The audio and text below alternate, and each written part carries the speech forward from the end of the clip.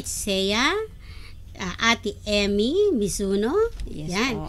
Si Ate Marlene, ano bang ano niya, apelyido niya, no? Ate De Lima. Ate De Lima. Marlene De Lima Ng Bulacan. ng Bulacan. Yes po. Si Ate Bernadette ng Kyoto. Yes. Si Ate Lina Ada ng Tokyo. Ayan po. Yes Sino po. pa bang Si ating Nanay mga- Anita Nanay Sasaki. Anita. Yan po. At ang prinsesa ng Korea, si Miss Princess ng Korea. Aha. Yes, si Sir El Tariq. Mhm. Si Kuya Cesar Bono ng Qatar, and si Mami Chu ng Japan.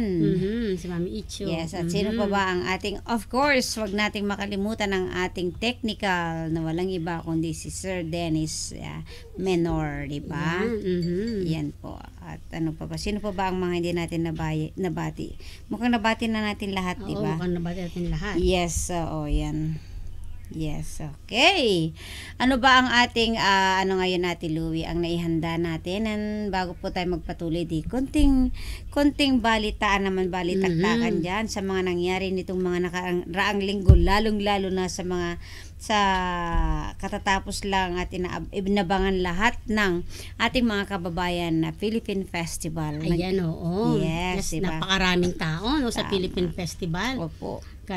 Talaga namang inantabayanan nila yung pagdating niyang ating pambansang kamao na si Congressman Manny Pacquiao, ayan, na dumating ng Sabado ng umaga, di ba? Siya ang nagbukas ng ating palatuntunan Oo. ng Philippine Festival. Yes, Ayan po. ate, napakaganda at nako, hindi mo mabilang ang tao, hindi mo mahawi sa dami ng tao. Pagdating talaga ni Manny ay talagang lahat ay nagpanik. Oo, yun na nga eh. Grabe, yes. Hindi mo makontrol ang tao. Meron ka pa dyan na yung nagbigay ng kanyang advertisement, babasahin daw ni Manny. Yan. Ayan. Sa dami nagpapirma, nagpa-autograph sa kanya. Kaya, para mga Hapon, ang daming mga Japanese na Yes talagang po, oo. talagang gustong-gusto talagang makalapit sa kanya during that time. Oo. Actually naman kasi ate, 'di ba, a month before bago yung Philippine Festival natin dumalaw ang ating pambansang kamao, pero hindi nagkaroon ng chance yung mga iba. So of course ito po ay public kaya yes, masaya lahat kahit hindi nakalapit, at least kahit malayuan ay nakita nila si Manny Pacquiao po. Yes. Ang nakakalungkot lang is inaasahan nila nandoon siya ng linggo. Pero, yes, so totoo po yan. Hindi na siya nakarating ng linggo dahil sa pagkakaalam ko nagsimba pa no? Yan, bago umuwi. Nagsimba bago siya umuwi ng Pilipinas dahil ang flight niya is 2 o'clock. So Yes. hindi na rin nagkaroon ng pagkakataon na makaspasyal siya sa pagdiriwang ng pangalawang araw. Ayan. Kaya pagpaumanin po sa mga umaasa po na makikita po siya ng linggo. Ayan po, medyo nagbago po ang schedule. But anyway po, kinoveran naman ng ating magagaling na artista local at saka of course ang ating mga famous na artista na nanggaling sa Pilipinas. Talaga naman nag-enjoy ang lahat, lalo na kay Ray Valera. Doon ko narinig sisigawan sila sa parte ng kay Ray Valera. Yes, siya po yung pinaka-last na nag-perform yata bago yung grupo na silang tatlo, no? Talagang grabe. At binabati rin natin ang mga nanalo sa kompetisyon. Ayan. No? Yes. Ayan, simula sa ano ba to? Dance ng cultural dancing, sa lookalike, sa Battle of the Band, at saka sa Mucha ng Filipino Festival. And of course, ang ati-atihan na nakuha naman ng Samaang Pilipino at pangalawang second placer. Second place po. Congratulations sa grupo ng mga Abranian dito sa Japan na nakuha po ang first pinaka-top. And of course, ang pangalawa ay ang grupo ng Samahang Pilipino na kinabibilangan naman natin. So, we're so proud of that. And of course, ang grupo ng Maynilad through Toots Kapulong. Opo. Na sila naman ang nakakuha ng pangatlong posisyon. Ayan po. Nabati natin. Masaya po talaga. At batiin din natin, Tina, ang mga may kaarawan ngayong araw na ito. Opo. Sino nga ba sila? Ayan, binabati po natin si Kuya Sir Macdem, o ano ba siya? Sir Macdem ng Davao City. Yes, isang Yan. magandang gabi sa iyan sa mga taga Davao, Sir Macdems. Maligayang kaarawan po sa iyo. Maligayang kaarawan. And of Sino course, pa ba? siguro hindi pa naman nalalayo, mga ilang oras pa lang naman ang yung pagitan yung nag-birthday po kagabi. Sino po bang mga yon? Sana din ang ating member na si Ferlyn Cuevas. Happy birthday. Susan Yes. Kawakami, happy birthday po. Ayan. Sino pa ba? Ngayon ay si Sir Macdem. Sino pa ba ang may birthday? Binabati ko rin yung pamangkin namin na si Karen Tunaki na nagdiriwang po din ang kanyang kaarawan ngayon at nasa Okinawa po siya ngayon. Ay, ngayon din bang Oo, birthday ngayon niya? ang birthday niya. Happy Oo. birthday, Karen. Yun ba yung panganay o pangalawa? Panganay siya, oo.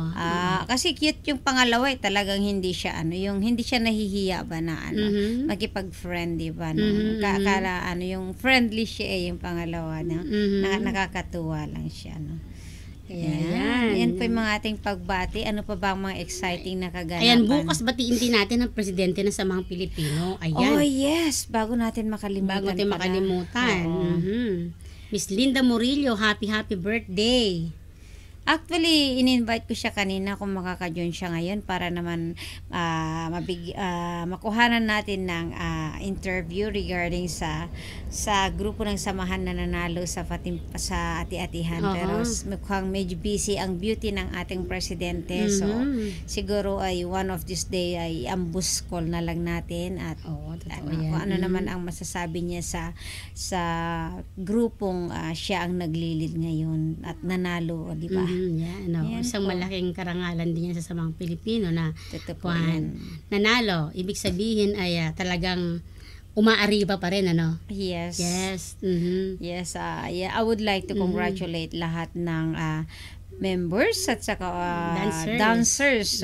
Alam natin lahat kung ano ang hirap na dinanas ng bawat isa, member man, dancers man, lahat-lahat po ay nagkaisa. Siguro masasabi ko hindi ako po ay nabibilang sa grupo na ito na kailangan natin i-uplift, pero nakita natin ang pagkakaisa. Yan na nga yung bayanihan na actually, di ba, nung nag-umpisa tayo, hindi natin ine-expect. Ang ano lang natin is makapag-perform tayo. That's enough. Ibigay natin yung best natin. Pero, not expecting na makukuha natin yung pangalawang pwesto. Yan po ang isang pinaka-exciting sa lahat, kaya minsan mahirap yung maganda na rin yung huwag kang mag-expect dahil mas yung alam mo yun, yung the feeling is kaysa naman mag-expect ka at something happen na hindi ka makapasok, mafa-frustrate ka lang, di ba? So, totoo yan. Yes, so alam mo ba yung mga panahon na finalist na yung one week before ng Philippine Festival ay di ba may bagyo, so talagang bumabagyo, talagang nagpa-practice sila, so yung mga sakripisyo nila, it's really worth it. Worth it. It's really ika nga ay job well done for the Samahang Pilipino Dancers. Ano po? Opo. Ayan po ang ating mga balibalita ngayon at ang weather naman ngayon dito sa Tokyo ay parang nag-iba na naman ang klima, ate? Mainit, no? Pero malamig-lamig sa gabi.